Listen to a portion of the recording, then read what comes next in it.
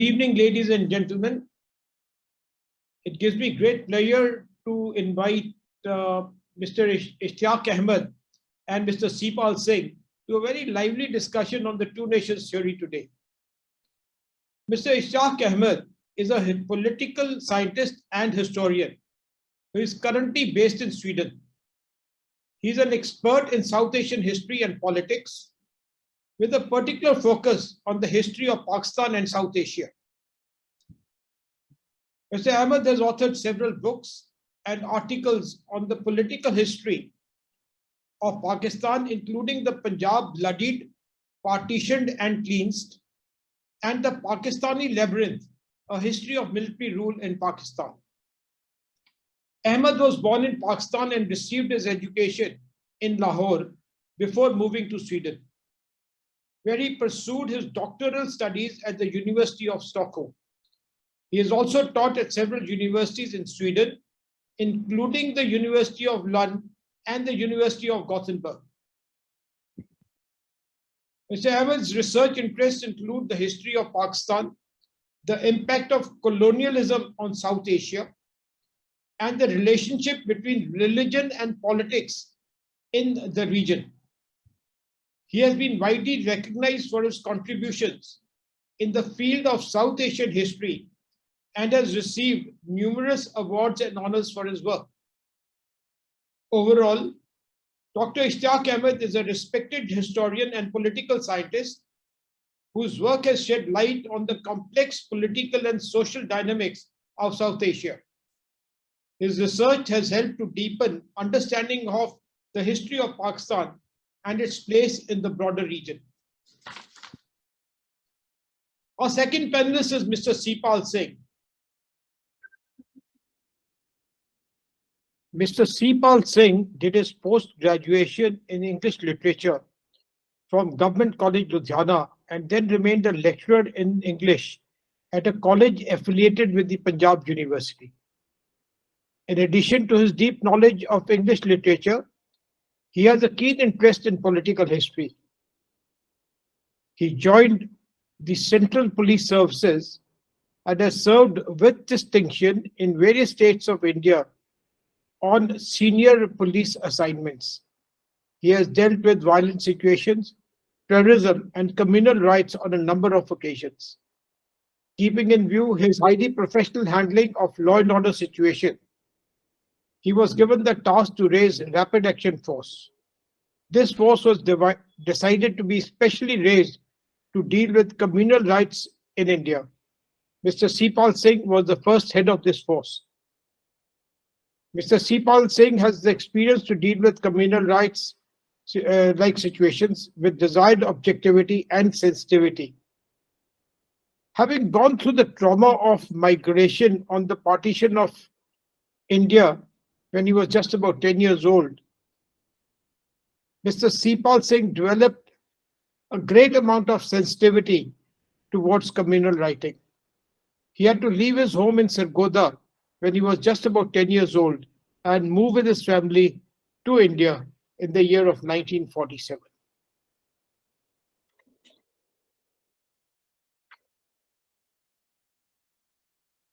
Before I go any further, I would like you to like and subscribe to the Nisbat channel on YouTube. The two nations theory is controversial in concept that emerged in the context of the Indian independence movement. It suggests that Hindus and Muslims are distinct nations with different cultural and religious identities and therefore cannot coexist within a single nation state. The theory was proposed by Muslim leader Sir Syed Ahmad Khan in the late 19th century and later became a central idea in the political philosophy of Muhammad Ali Jinnah, the founder of Pakistan. The two nations theory played a significant role in the partition of India in 1947, which resulted in the creation of India and Pakistan as two separate countries. This theory continues to be a subject of debate and discussion in South Asian politics and the society at large. Dr. Ishaq Ahmed, can you please explain the concept of the two nations theory and what was its historical background? Do you think that the concept of the two nations was erroneous and not justified? Your comments, sir. Thank you very much. I would say like this, that the two-nation theory had proponents on both sides and not just the Muslim side. There were Hindus who, as much as these Muslims felt that these two communities cannot live together in peace, and while the Hindu proponents of the two-nation theory wanted the Muslims in India to be subordinated to the Hindu nation if they wanted to live in India, on the Muslim side, the two-nation theory developed in the direction of demanding a separate state for Muslims where they were in a majority. So this theory it was tossed around from both sides, but what stood in the middle was, as you rightly point out, the freedom movement, which had a mass following and which was led by the leaders of the Indian National Congress. This theory and its advocates on both sides were on the margins until the 1937 elections. In those elections, the Muslim League did very badly in the Muslim majority provinces of northwestern India, as well as in Bengal. Although their performance in Bengal was not all that bad, out of 114 seats, the Muslim League won 40, and the rest were won by the Krishak Shramik Party and others. In northwestern part of India, in Punjab, there were 75 reserved seats for the Muslims. Only 2 were won by the Muslim League. The rest were won by the intercommunal Punjab Unionist Party, which had Muslims, Hindus, and Sikhs working together. In Sindh, similarly, or even worse, the Muslim League didn't get even 1 seat when Muslims were 70% of the population in Sindh. In the Northwest Frontier Province, once again, all reserved Muslim seats were won by the Congress and Khudai Khidmat Gar, the party of Khan Abdul Ghaffar Khan's brother, Dr. Khan Saab. After the elections, the Congress decided that if anybody elected on the ticket of the Muslim League wanted to be considered for a ministry in one of the provinces, they had to resign from the Muslim League, join the Congress, and then only they could be considered for a post in the ministry. At that point, Jinnah, who up until then was in two minds as to whether he should be a supporter of the two-nation theory or work for power sharing within a united India, then announced that since the Congress was not willing to consider us as partners, he is going to go out and tell Muslims that in a future India ruled by Congress, Islam will be annihilated, the Muslims will be obliterated, which means both will come to an end. And therefore, it was an existentialist need of Muslims to create a separate state for themselves. So from that point onwards, we find the two-nation theory coming directly into the center of politics, opposing the Indian National Congress. In my opinion, I would say that the two-nation theory was erroneous, even from a Muslim point of view, because finally, when Pakistan and India became two states, 1/3 of the Muslims were left in India. So technically either all Muslims should have been in Pakistan and Hindus in India. That was not the case. So 1/3 leaving them in India in itself is proof enough that this was a flawed theory. Secondly, from 1857, there is ample evidence that Hindus and Muslims fought together against the British East India Company. So to say that Hindus and Muslims had nothing in common was historically even incorrect. And then historically, the evidence is that people in their villages, in their communities, speaking the same language, having the same traditions, had learned to live in peace with occasional disturbances. So there was ample proof that both could live peacefully together given a chance. Mr. Sipal Singh, you were about 10 years old when partition took place. What do you remember of the time when you were there and then you had to move to India? Before I go into my personal experiences, I'll also like to dwell on your question, that is, how far the two-nation theory was responsible for creation of Pakistan, and what is the origin of two-nation theory, and how ultimately it created the hatred in the minds of the two communities. Okay.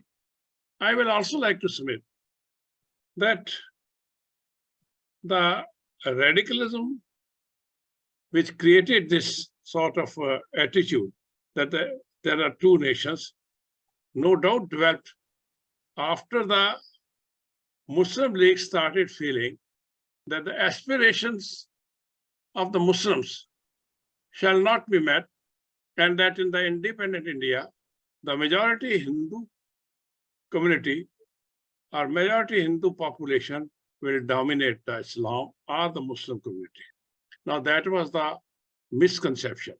I'd like to submit that the initial stage, even a person who ultimately propounded the idea of two nations theory, Sir Syed Ahmad Khan, he himself said, I like to quote, that India is a beautiful bride, and Hindus and Muslims are the two eyes of this bride.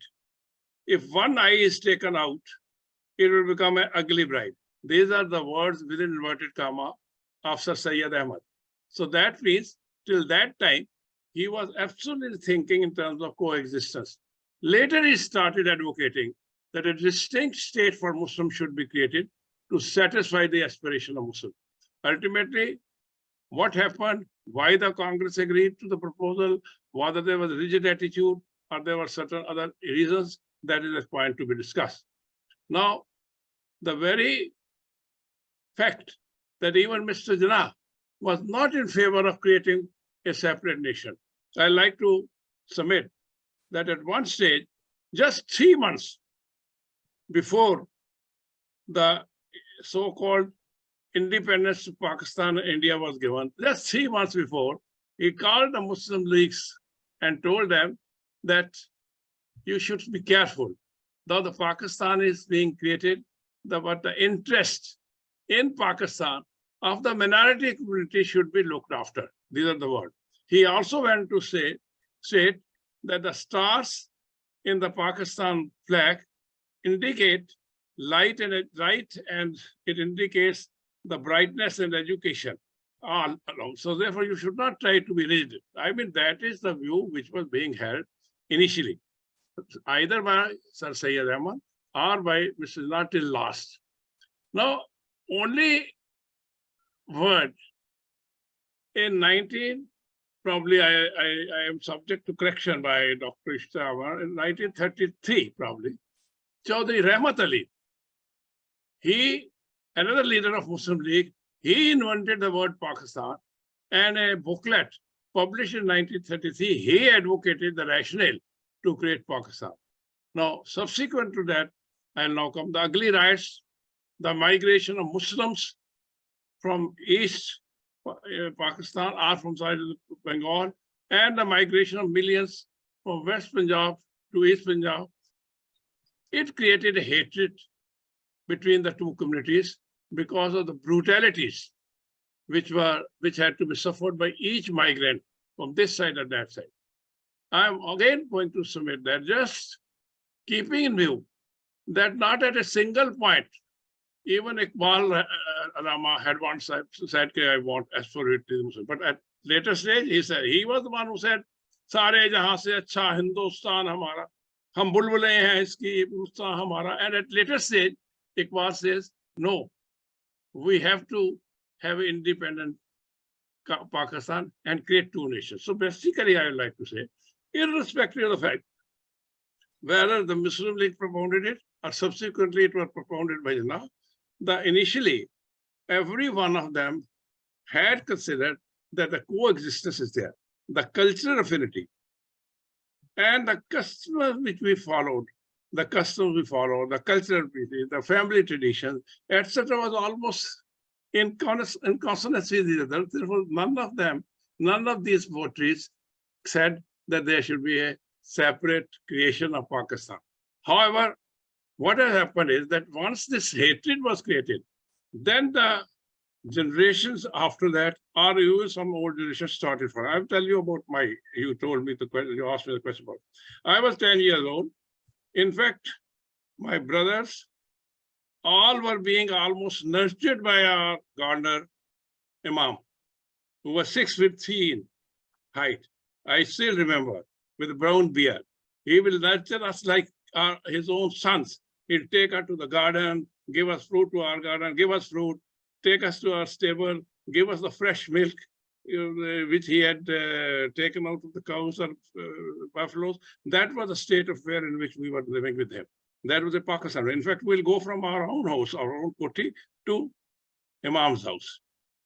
Gradually, with this hatred having been generated, his son Ayub, who was in the stages of 18 years or so, he started having radical feeling. And in fact, Imam himself told to my father that you should be careful, sir. He is having some hobnobbing with certain elements and they can raid your house anytime. So what happened was that entire trauma was created in the family. Oh, behold, the family which has been just one of us, his family and his son has created. So that hatred which was generated by injecting that no, you are not safe in the hands of Hindus and Sikhs. You will be safe only when you, and they should go out of this country. That generation, that affected most of the brutalities. And at that brutalities, I will remember that my father gave potassium cyanide to all his daughters. There were 3 daughters there. They said, if you are caught and if your house is ultimately overpowered and you are go to the hands of these raiders, you take potassium cyanide and go. As far as 3 brothers are concerned, you go and fight and get yourself killed. Now that is the stage. I was 10, I was almost eldest of the 2 other brothers.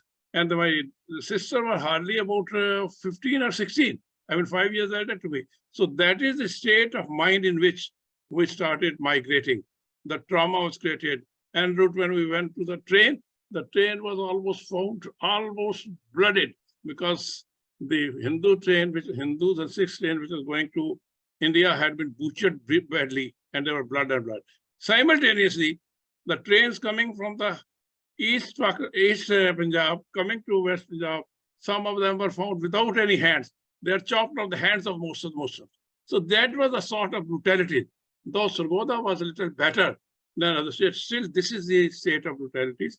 And that has a mental effect. Now, the mental effect can be that you come here and you start having the hatred for them. The other effect can be no, hatred is bad. So as far as I am concerned, I was very badly affected because we had to come in a kafla. Forget about this, how did we reach Amritsar and how did we stay in the refugee camps and how we ultimately came to Ludhiana. All that has a very influence of a very dangerous sort of mental influence. I think that sort of feeling created a mindset in me that no, this hatred can lead to anywhere. So I developed a different attitude. And after that, what I did my literature and did my professorship in English literature, but I found that no, this hatred is basically the main evil which has been created. Now, this is the after effect. This after effect which took place due to creation, due to so-called perpetuating the two nations theory. That is the one which affected the political landscape both in India and Pakistan even after the partition, and what is happening in now. My submission is that the theory as such was flawed theory because they themselves did not believe. They said there is coexistence. The propounding of this theory, like Sir Sayyid Khan, Chaudhry Rahmat Ali, or even Mr. Junaid, even Allama Iqbal, they never felt at that point of time that they have to not to coexist. One side they were asking for coexistence. On the other side, they were saying the aspiration of the Muslims cannot be met without having a separate theory. The theory, without having a separate country. The theory itself, the two nations theory itself was somehow flawed. And that is why this flawed theory, ultimately a creation of so-called two nations, making communities into nations, that is what has affected the political landscape of India and Pakistan, even after the partition of the country, or after so-called the independence given to Pakistan, independence given to India. Why it was given, how Britishers were responsible for that, that is a separate issue. Thank you. You see, I just want to tell Dr. Saab that even my parents came from Pakistan. My father's house was 6B model town. And my mother's side, they came from Hoti Mardan. And my mother's side was absolutely landed feudal lords in that area. And when they shifted to India, I still remember my mother's parents and everyone talking about what they had left behind. So it was traumatic. It was traumatic for us to listen to those stories, even as young children, when we were just growing up. Anyway, do you have any idea as to who coined the word Pakistan and what does the word Pakistan actually mean? Actually, as rightly pointed out, it is Chaudhry Rahmat Ali, who came from a village of Hoshiarpur, basically East Punjab, who coined the word Pakistan. P for Punjab, A for Afghania or the northwest frontier, K for Kashmir, Istan for Sindh and Balochistan. In Chaudhry Rahmat Ali's scheme, Pakistan was a state for the Muslims of India, and he wanted a total exchange of population. No Hindu or Sikh should be in Pakistan, and no Muslim should be left in India. But Chaudhry Rahmat Ali was not appreciated or welcomed by the then leaders of the Muslim League, including Allama Iqbal, and as rightly pointed out by Muhammad Ali Jinnah. But it's only after the election of 1937, when they lost very badly, and they thought that unless they play the hatred card or the communalist card, there is no way that the Muslim League could ever assert its leadership over the Muslims. Second, there was another class angle to it. In 1936, Jawaharlal Nehru, in his presidential address, had said that in future India, Zimidari system, big landlordism will be abolished, and India will be recast in the experience of the Soviet socialist system. So this speech, I think, was another argument Jinnah picked up to say that if you want to save your landed properties and so on, join the Muslim League. That's the only way you can face the Congress. So the religious card and the interest of the Muslim leagues, these two together became the support base on which the Muslim League then campaigned from 1940, that is 22nd March Jinnah makes what I call the foundational speech, in which he goes and borrows all the ideas of Chaudhry Rahmat Ali without acknowledging them, and starts saying that Hindus and Muslims share nothing, their worldviews clash at every moment, we don't eat together, we don't drink water from the same place. So how can we be uh, part of the same nation? The best thing to do then is to divide India so that Hindus have their state and Muslims a state of their own. What I have then argued that it was not historically correct, because Hindus and Muslims, despite the caste system and all these practices, had learned to live in peace in all the villages and so on and so forth. And then you have, if you look at the Punjab, I always give the example of pre-partition Lahore having all its philanthropists, benefactors from Hindus or Sikhs. Sir Gangaram is one name, Sardar Dayal Singh Majithia is another name.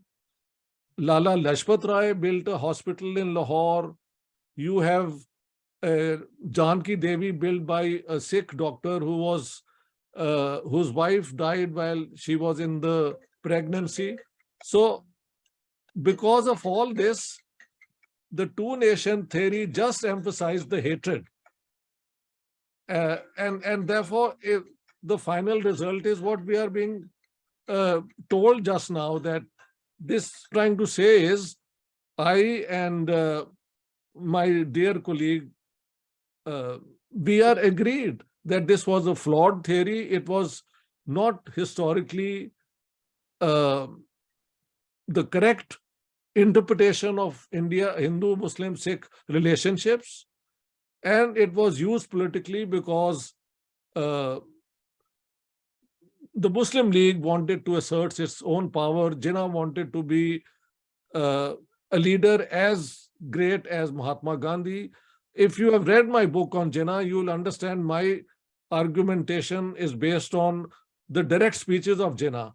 So I don't know if 3 months before Pakistan he said this. The last time he ever spoke about a united India is on the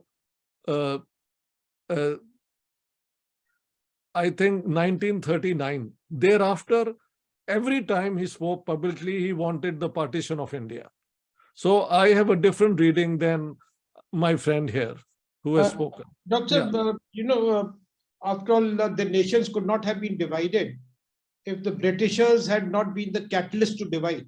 That's correct. So that's the next point. I think the Britishers played a devilish role in the entire thing. What do you? I agree.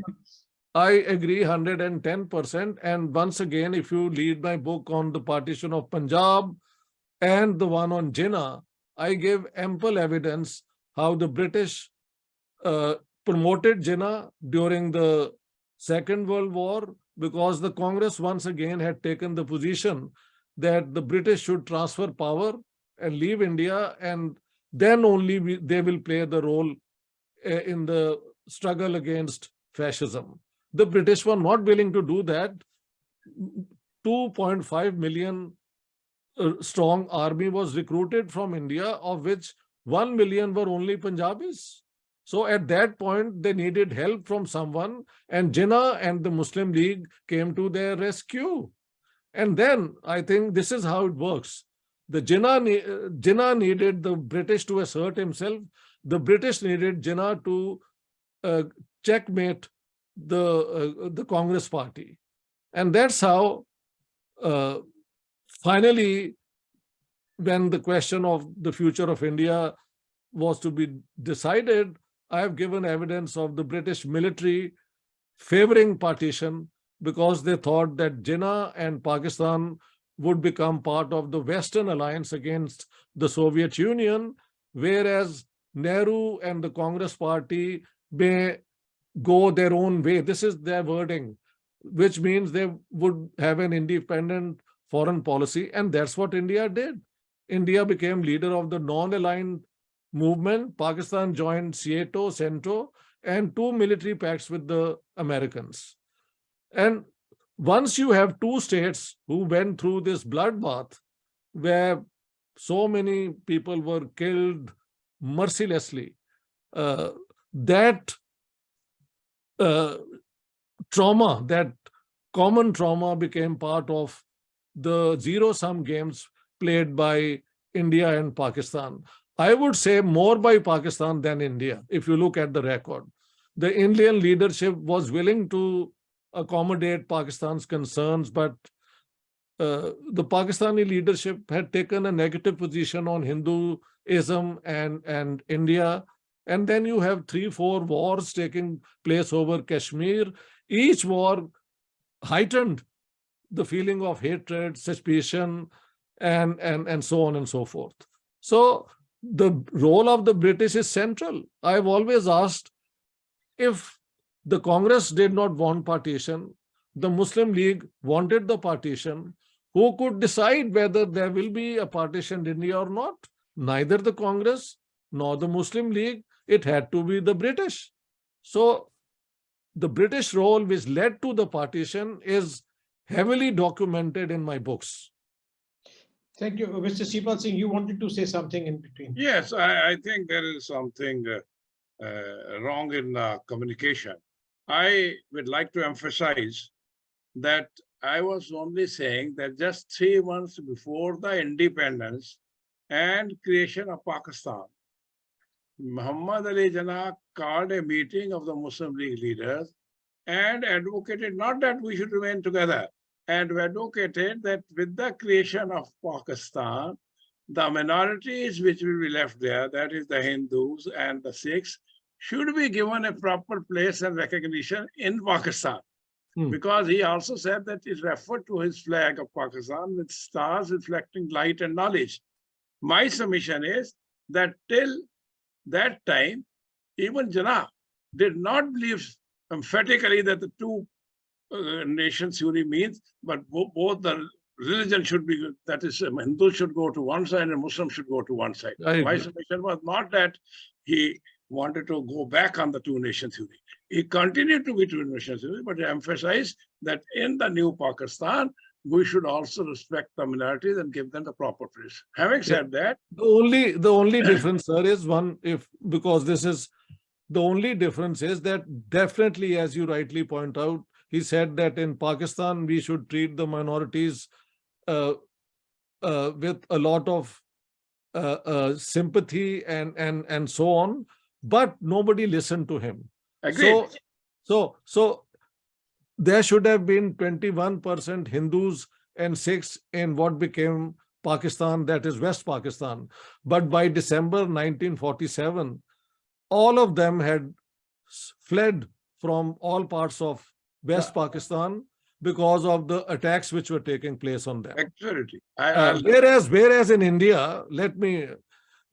India, except for East Punjab, where there were counter-attacks on Muslims, in the rest of India, the Congress government was able to prevent large-scale attacks on Muslims, and that is why 9.8% stayed on at the time of partition, and they are now 14.2%. So their numbers have increased. But in Pakistan, the 21% has gone down to 1.6% already in December 1947. And to this day, the Hindus and Sikhs of Pakistan are just 1.6%. So the treatment of minorities after the partition or during the partition was different in the two countries. That's what I'm saying. I have another question. So just when all this was going on, when Yes. The decision to create a separate Pakistan, did the creators of Pakistan, like Muhammad Ali Jinnah, ever think that there would be so much of bloodbath when partition would be announced?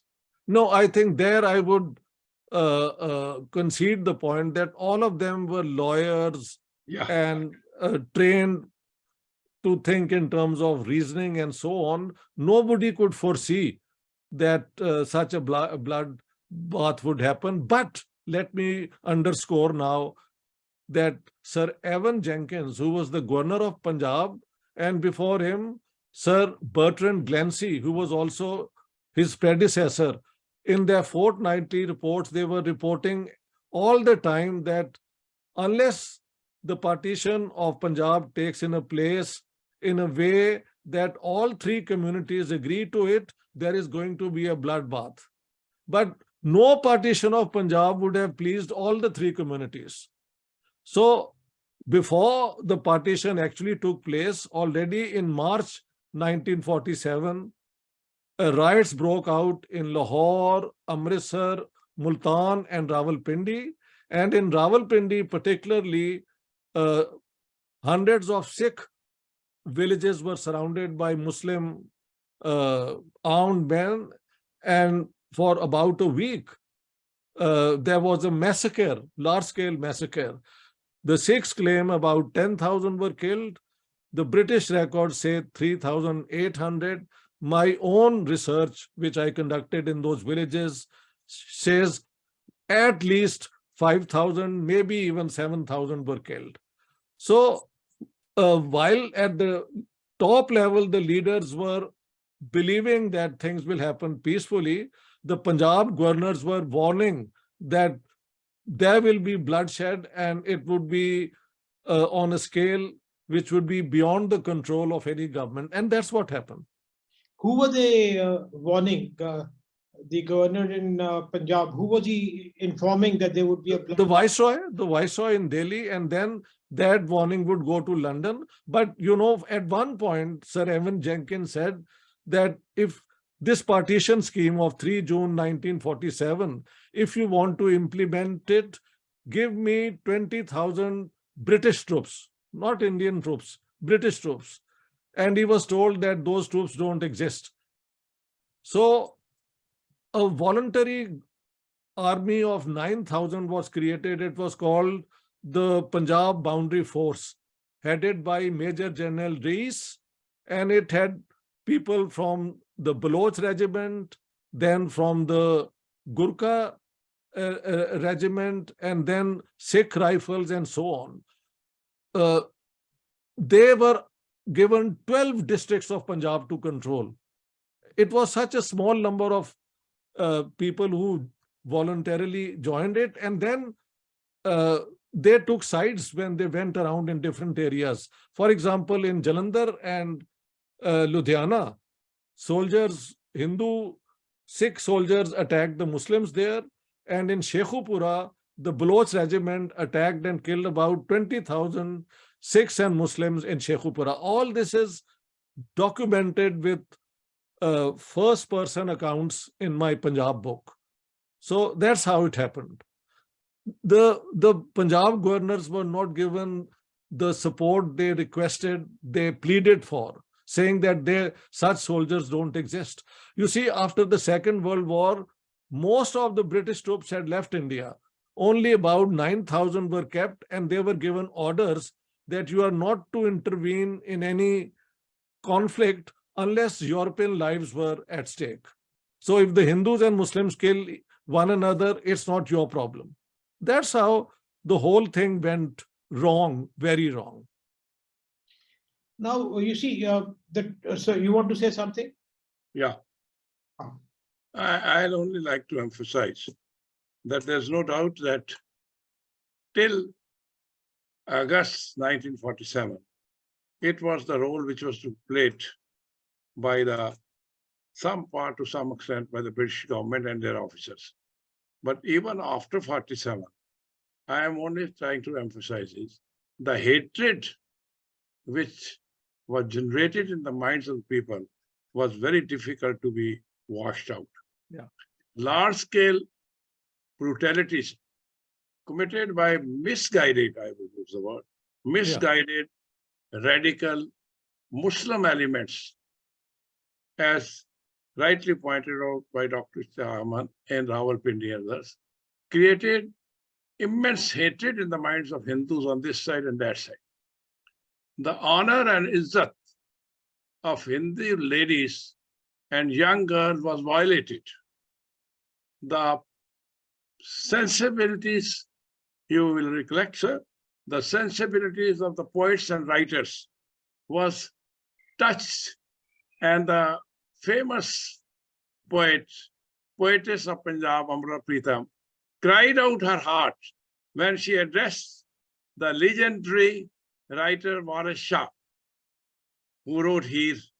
He says, Waris Shah, ਅੱਜ ਆਖਾਂ ਵਾਰਿਸ ਸ਼ਾਹ ਨੂੰ ਕਿਤੇ ਕਬਰਾਂ ਵਿੱਚੋਂ ਬੋਲ ਤੇ ਅੱਜ ਕਿਤਾਬੇ ਇਸ਼ਕ ਦਾ ਇੱਕ ਅਗਲਾ ਵਰਕਾ ਫੋਲ ਇੱਕ ਰੋਈ ਸੀ ਧੀ ਪੰਜਾਬ ਦੀ ਤੂੰ ਲਿਖ ਲਿਖ ਮਾਰੇ ਵੈਣ ਅੱਜ ਲੱਖਾਂ ਧੀਆਂ ਰੋਂਦੀਆਂ ਤੈਨੂੰ ਵਾਰਿਸ ਸ਼ਾਹ ਨੂੰ ਕਹਿਣ the way she evoked Waris Shah, that you get out of your grave. You had written you had written a lot of songs of sadness for one heer. And now hundreds of heers have been violated and you are not waking up. Please wake up and do something and create that sense of sensibility in the people who have made Chanab. She calls it ਅੱਜ ਲਹੂ ਦੀ ਭਰੀ ਚਨਾਬ ਇੱਥੇ ਬੇਲੇ ਲਾਸ਼ਾਂ ਵਿਛੀਆਂ from place to place there are only corpses and corpses ਅੱਜ ਬੇਲੇ ਲਾਸ਼ਾਂ ਵਿਛੀਆਂ ਤੇ ਲਹੂ ਦੀ ਭਰੀ Chenab I am trying to emphasize is that the sensibilities of the right but there I don't disagree with you, sir, at all. It's obvious that the sensibilities were so badly affected that they created the hatred that we are still living with. Absolutely, I agree. Yeah. And Pakistan also suffered in various ways, politically and financially, by creation of this theory. The number of wars between Pakistan and India, the state of affairs even now prevailing in J&K, the proxy wars, the water dispute between Pakistan and India are all the results of this two-nation theory. And then this adopted by Muslim League at that point, and now I'm saying to some extent used by right-wing Hindu radical groups in India. So this theory was flawed totally. What I am trying to emphasize is not that it was a theory, it was at that point of time for political reasons that our aspirations will not meet. He will be the prime minister, he will be the second, he will be that political reasoning resulted in partition. And over and above, calling a person from British Radcliffe and asking him to divide the Pakistan and divide a line, we always call a Radcliffe knife. He's sitting in a drawing room, is trying to cut it, and you will be surprised. Cut Pakistan and India. You'll be surprised to know, and you probably, Dr. Ishaq knows very well, that some of the families, Sikh families living on the borders of Punjab, that is near Gurdaspur, they were divided. Half of their land went to Pakistan, half of land went there. His son and daughter-in-law is on one side and he is on one side. No, it was not a very, very sensible division. No time was given. Now here come the British connivance and cunningness. They wanted to leave as early as possible, but at the same time, they wanted somehow or the other that they should have some hold on that. As you very well know, sir, that the seaport in Karachi, which was basically for transportation of the oil at that time, they wanted to have a full hold because they wanted that oil being transported on the seaport of Karachi should be always done as for the sake of British. So therefore, it is said, I'm not very sure it is said, that they had a sort of understanding with Mr. Jinnah that you allow us the use or absolute use. Yes, Now, you see, based on the two nations theory, the political landscape after independence of both the nations has been very largely influenced by the discussions that happened before partition. Yes. Now, how has the political landscape been influenced in India and in Pakistan by the two nations theory? Yeah. Well, let me say like this. Insofar as India is concerned, for them, the partition of India was not their choice. It was something they agreed to at the very last moment. Actually, the date is 8th March 1947, because once again, to put it in chronological order, when the Lahore Resolution was passed on the 23rd, 24th of March 1940, 1 week later, Sardar Sundar Singh Majithia of the Sikh Nationalist Party made an announcement that if the Muslims of India do not want to be part of India, then we will ensure that those parts of the Punjab which are not Muslim majority are either given to a Sikh state or to India. So already the Sikh leadership had protested at the idea of dividing India on the basis of religion. And they countered it by saying, if you have India divided, we will have the Punjab divided. But Jinnah thought that he'll get the whole of Punjab and the whole of Bengal, which he did not finally. So that's one thing. Insofar as the Indian leadership is concerned, they had the 1928 Motilal Nehru report. I say three things are part of the Indian constitution. The 1928 Motilal Nehru report says there will be no state religion, men and women will have equal rights, India will be a federation with a strong center, and so on and so forth. Then 1931 is the Karachi Declaration on Fundamental Rights. Those are also part of the Indian Constitution. The third is the Pune Pact with Dr. Ambedkar. And so reservations are also part of the Indian Constitution. India continued after the partition to be a secular, inclusive, pluralist democracy. On the other hand, and this is, I think, I would plead with all of you that you read my book on Jinnah. My main argument is that Jinnah, as a lawyer, was looking only for arguments to have India partitioned. And that could be done by emphasizing the differences between Hindus and Muslims. He had no vision about what will be Pakistan like.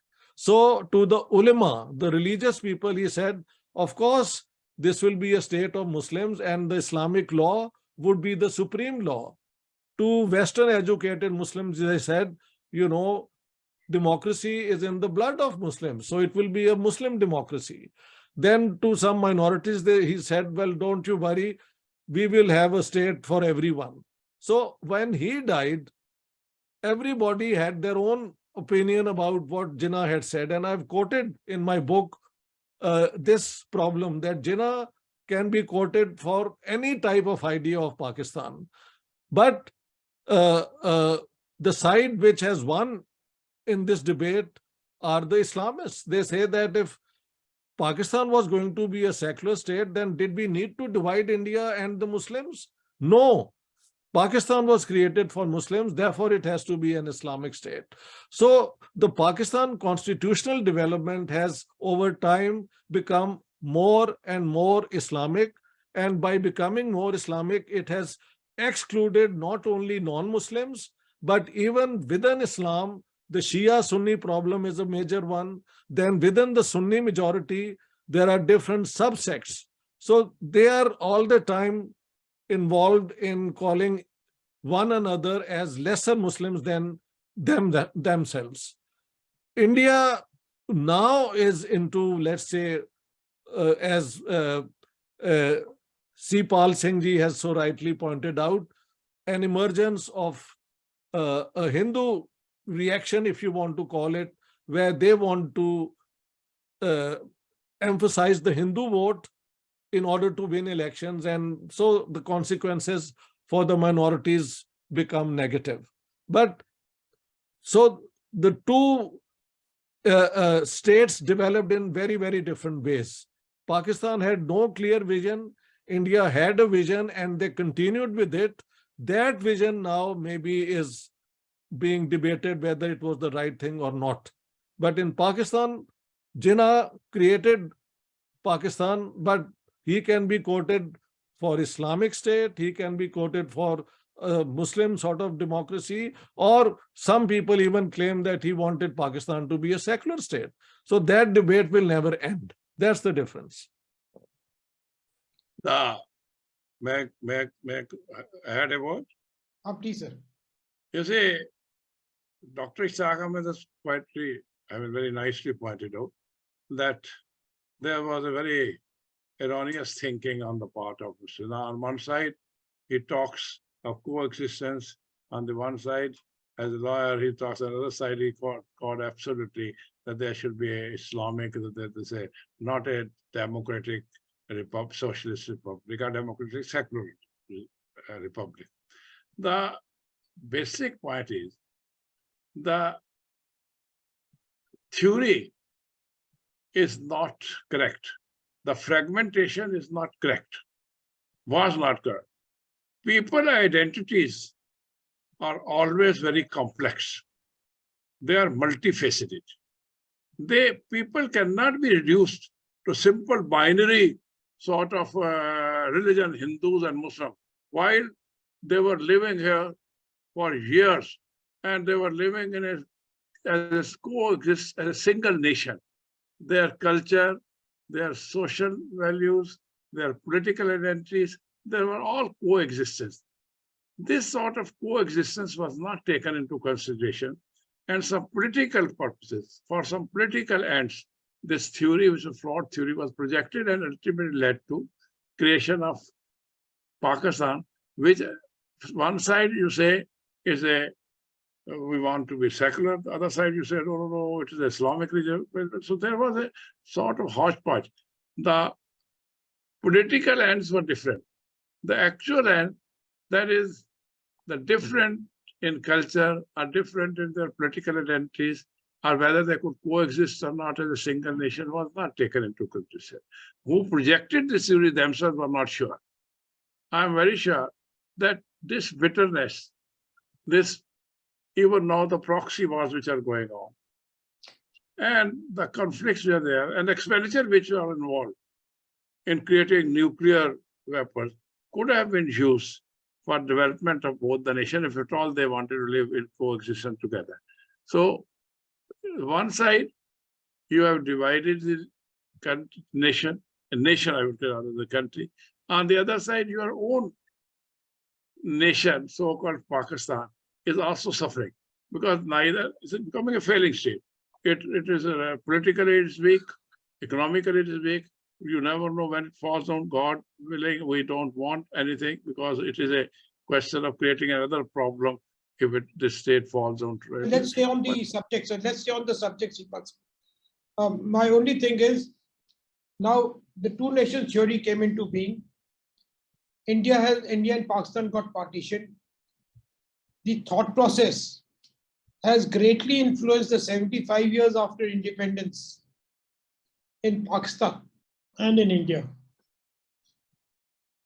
What is the influence that this two nation theory, which has had on the life after independence? Well,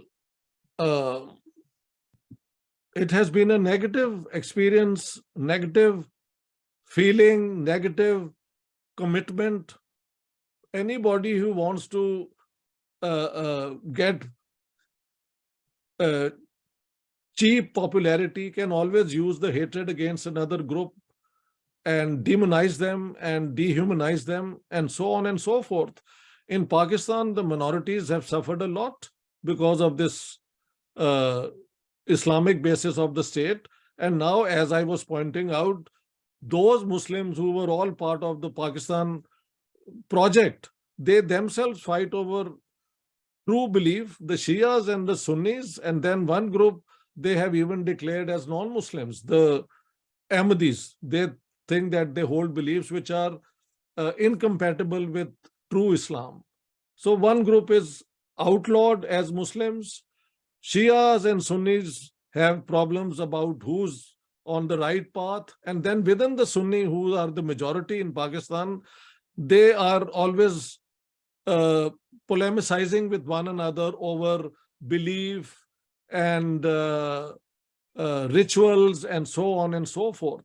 So I would say that the two-nation theory is an argument for not inclusion, but exclusion. Okay, in 47, using this, you got Pakistan. But then, ironically, it was found that the Muslims of Pakistan themselves had as many problems over belief and faith as perhaps Muslims and Hindus had as two different religious communities. So I totally agree with my colleague Sipal Singh ji that this theory was from the beginning an erroneous, flawed way of understanding human relations. I totally agree people had learned to live together with all their differences and personality. This is a major argument I make in my Punjab book. Identity is multidimensional. You know, we all are at the moment Punjabis. Okay. So if we were to speak to an Englishman, he would be interested in knowing from where do we come, and we will say we are all Punjabis. But within us, the three of us, we may want to know who's a Hindu, who's a Muslim, who's a Sikh. For the Englishman, this may not be interesting. He would just know that we are Punjabis. So the same person in relation to another person has to invoke that part of his identity which is relevant at that point. So what I'm trying, what I mean, I'm just supporting Sipal Singh ji that identities are never just one thing, Hindu or Muslim or Sikh. Within this, you have the caste question, you have what part of Punjab you are from, what professions you have, all these things play a major role. And then outside the Punjab, Maharashtrian and Punjabis are one, Bengalis and Punjabis would be another group. So all these identities are part of the personality of a person. Just a theoretical question. Yeah. In March of 1947, Yes. it was basically decided to partition India and Pakistan. Yeah. The British agreed, and so did the Muslim League and the Indian Congress. Yes. Should the Indian Congress not have agreed, what would have been the repercussions? Yeah, this is a major question which people ask, that if the Indian National Congress had refused to accept the partition would be possible? I think not. But why did the Indian National Congress accept the partition? Because the rioting in Rawalpindi, where Hindus, and in Multan, where Hindus and Sikhs were being killed in large numbers, convinced them that maybe in a united India with a Muslim League using religious communalism as a weapon, they will not be able to consolidate India the same way as if it was partitioned so that they can have a coherent India to rule. But that comes very late, and that is after the rioting is reported that villages are being surrounded and killed in large numbers. But before that, let me go back. 16th of August 1946, already large-scale rioting after Jinnah gave the direct action call took place in Calcutta, in which about 10,000 people were killed. Then in Noakhali, large numbers of Hindus were killed. In Bihar, large numbers of Muslims had been killed. This is September 1946. Then in Mumbai, there were clashes between Muslims and Hindus. And then in December 1946, the Hindus and Sikhs of Hazara district on the border of Rawalpindi were killed in large numbers by Muslims. And from January 1947, the Punjab was destabilized by the direct action call given by Jinnah to bring down the government, the coalition government of the Punjab Unionist Party, the Congress, and the Sikhs. The three had formed the last government in Punjab, which the Muslim League didn't want to accept, and they started the agitation, which turned violent. And it's only then that the Congress realized that maybe only partition would give them a chance to consolidate India the way they wanted. I think it was a sound decision from this experience. I'd like to submit, Pawanji, that when I said the word that today Pakistan has gone a flawed state. You said we are not discussing this. Certainly, we are not discussing this. But why it has become a flawed state? Because again, I have a feeling that the interest of dominance of military in Pakistan to justify the Islamic State of Pakistan is one of the reasons of this flawed state. So indirectly, it is directly connected. The flawed state is directly connected with the two nation theory. Because today the military in Pakistan is justifying the Islamic State of Pakistan. And dominance of military in Pakistan is suppressing the rights of minority groups like Sindhis, Baloch, etc. again in Pakistan. Right. That is why I am saying this constant conflict and hostility which is being brought even in Pakistan today and making it a flawed state is indirectly reason of this flawed two-nation theory which was followed. And here we agree 100%. I mean, I'm agreeing with you. No, sir, I'm telling it's there's another reason actually. You see, now Pakistan has an army of a size which it actually does not require to remain that large and to have that defense expense. It has to sort of show that India is an enemy. Quite right. I agree. And if India ceases to be an enemy, the size of the Pakistan army would reduce to almost half. You see, that is why there is a book of mine called Pakistan, the Garrison State. That's what I've shown, that Pakistan has been projected as surrounded by enemies, with India leading the conspiracy against Pakistan. That's the title of my book, Pakistan, the Garrison State. And in India, it's published under another title called The Pakistan Military in Politics.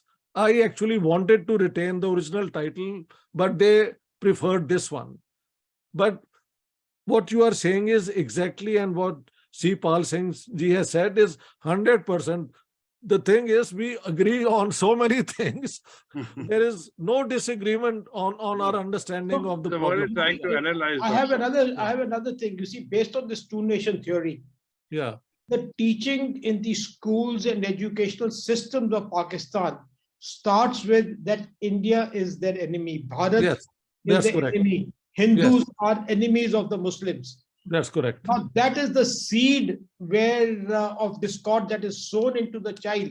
That's right. The minds of the child when he's growing up in Pakistan. That's correct. I agree. And if this be so, how does the landscape change? Well, that's a very interesting thing. You know, I was in Bangalore in 2013 to deliver a lecture on my book on the Punjab partition. And before the discussion started, a young girl got up and said, "Sir, why do Pakistanis hate us so much?" You know, I was taken aback. I was not prepared for such a question. So, and then she said, "You know, the gate you entered, 3 weeks ago, somebody came and blasted a bomb here. They come all the way to Bangalore to, explode bombs at the IT, which is an educational institution. Why do you do that?" You know, at that time, I didn't have a good answer to that. And I said, look, the fact is, any Hindu or Sikh who gets a chance to go to Pakistan, Lahore, I know it for a fact, the local people, uneducated, poor shopkeepers, they said, "Bhai ji, tusi aa gaye ho, tuhade kolo paise nahi lene." You know, the chhabdi wala will say, "Nahi, तुहाडे कोलों पैसे नहीं लेने, रिक्शे वाले पैसे नहीं लेने." So when it comes to the illiterate people who have not gone to school, there is no hatred. It's only in the school system that this hatred has been drilled down over and over again. So then I said in Bangalore that I have always regretted why Pakistan's literacy rate was so poor. But now I realize it is good that not everybody has gone to school. So you see the irony? Pakistan must change its attitude towards India.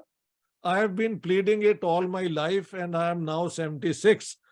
And I stand by it. It's in the best interest of Pakistan to make friends with India. live a normal neighborly relationship with India. You have as many Muslims in India as you have in Pakistan. That's an additional reason to be friends with India. Why do you keep looking towards the Arabs who consider you inferior Muslims? You know, an Arab doesn't think we converts are as good as they themselves. So the Pakistan identity crisis is based on this nefarious two-nation theory. That's That's the And, problem. and That's even if you look at some of the Pakistani names, like even look at Bajwa, who's head of the Pakistan Army. Bajwa is a Sikh name. So it's really, a Bajwa Jat. It's a Jat caste, some Gotra. It's a Jat Gotra. So, so in India, Bajwas are Sikhs. But in Pakistan, they are Muslims. So you see, So, the at Jats, some point of time, they have converted from whatever they were into Muslims. I think we were all Hindus, then some became Muslims, then some became Sikhs. But ultimately, our DNA is one. That's the truth. So Bajwa or not Bajwa, the same blood runs in our veins. That's the reality. And religion is an artificial way of dividing people. That's the tragedy. I'd like to add one point. That's all. Neither the culture nor the political rights of Muslims have been protected by creating Pakistan. Muslims as such. That is not. I agree. And at the same time, I like that this legacy, I wish, does not come to the hands of right-wing radical Hindus here. Because if similar attitude is adopted in India also, I am sure it will not, absolutely not protect the rights of India. So basically, it's a question of tit for tat is not the answer. I have been a student of literature, and I feel that it is to be taken in entirely a different way. The culture has been same. Let it be that political rights of A or B are met by A party or B party, but this should not lead to that sort of political formation is different, but not lead to that sort of hatred and violence or feeling of sort of enmity for one nation against other, for one community against other community. The formation of Pakistan was seen as a victory for the Muslim League and the proponents of the two-nation theory. But you have seen yourself what happened. Similarly, as a far-sighted, I can see that if we follow almost on the same lines now by some right-wing people in India, probably we will be going on a same path which has seen lots of violence and lots of unrest in the subcontinent and displacement of people from one place to shape the political and social landscape of Southeast Asia. I feel the only way is that love between one community and another, give them their proper place, give them their proper rights to do, but at the same time should not be that hatred in your mind. No, their existence, somehow or the other, it impacts my living. No, that should not be. This is my view. No, that is my view as well. All my life, I have been pleading this. When Indians and Pakistanis meet outside of this political landscape, things are very different. You go down to Dubai. I know. You go down to Dubai, where Indian businesses employ a lot of Pakistanis. Pakistani businesses employ Indians. You go down to Chicago, where taxi drivers are Pakistanis. I experienced this firsthand when the Pakistani driver drove me in Chicago and refused to take money from me. So then these are live instances where we have all experienced them. And I tell you, I know many Hindu ladies, gentlemen who have come, Sikh ladies and gentlemen, and Lahore people, they just take them in. The shopkeepers think they are part of family. So the common people are still without this ingrained feeling of hatred which the educational system inculcates among the pupils. So I think, but I think the social media is now making even that question. I've been to Pakistan and I've said all these things to Pakistani audiences and they have clapped. Nobody has attacked me. Yes. So you see, one of the things that reason why it is also occurring is that the economic landscape of Pakistan is forcing them to think Yeah. otherwise. It And was the, one of it the was questions the, that it and was one the of the- economic factor which forced them then to ask for Well, partition. and you now know, when I was talking to a senior diplomat in India, yeah. and I said, what is the situation between India and Pakistan? Then Pakistan wants to be now friendly to India. So the answer was, what is in it for us? Yes, yes. Now this is what the Indians say. What is the in it for question us? is, They have a problem, so they want to change their position. Is it long Yes, term yes. or is it short term? Or is it just for the duration of time till they tide over the problem? Yeah, that's the question. I agree. I mean, how would we ever know this unless we put Yeah, this so you into a know, test? so you conjecture with the past and history Yeah, teaches you to sort of think I otherwise. know. I know. Okay, When so I Indian, think we run out of time now, and I'd like to conclude. Uh, in conclusion, the two nations theory posits that Hindus and Muslims in India are two distinct nations with irreconcilable differences that cannot coexist in a single state. This theory has been the subject of much debate and controversy since its inception in the earlier 20th century. While some argue that it is a valid justification for the partition of India and Pakistan, others criticize it as a divisive and flawed concept. Regardless of one's stance, it is clear that the two nations theory played a significant role in shaping the history of the Indian subcontinent and continues to influence political discourse even till date.